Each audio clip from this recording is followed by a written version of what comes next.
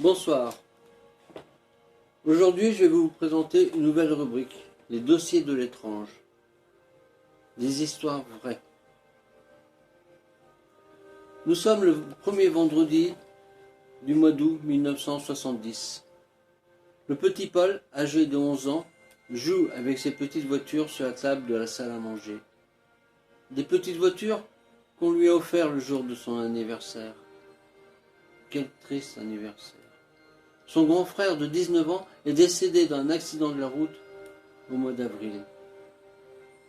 Au bout de cette table se trouve un fauteuil où son grand frère avait l'habitude de se reposer.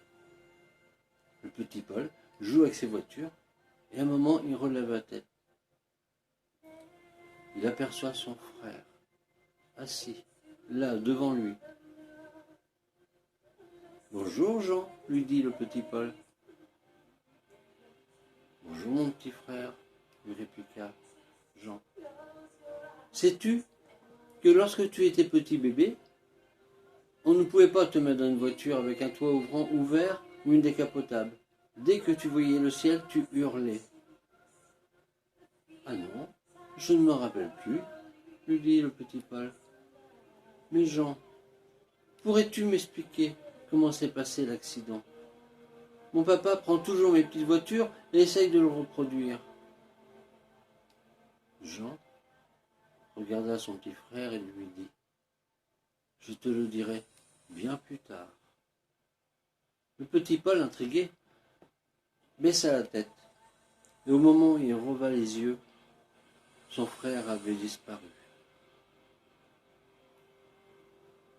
Sur ce, le petit Paul courut vers ses parents pour expliquer ce qu'il avait vu et entendu. Depuis ce jour-là, tous les vendredis soirs, à 17 h, le petit Paul joue avec ses voitures au bout de la table et essaye de voir si son frère revient le voir. Ce rituel dura 3 mois. Au bout de 3 mois, le petit Paul comprit que son frère ne reviendrait plus jamais. Alors il prit ses petites voitures, il les mit dans un carton et les rangea dans une armoire.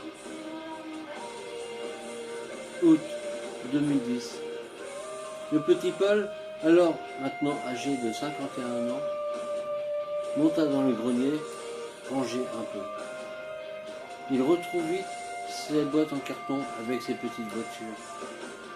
Et il s'est rappelé cette fameuse journée du vendredi au mois d'août 1970. Une chose est sûre, depuis ce temps-là, Paul n'a jamais parlé de son histoire, mais une question lui tourne toujours dans la tête. A-t-il vraiment vu son frère ou est-ce le fruit de son imagination?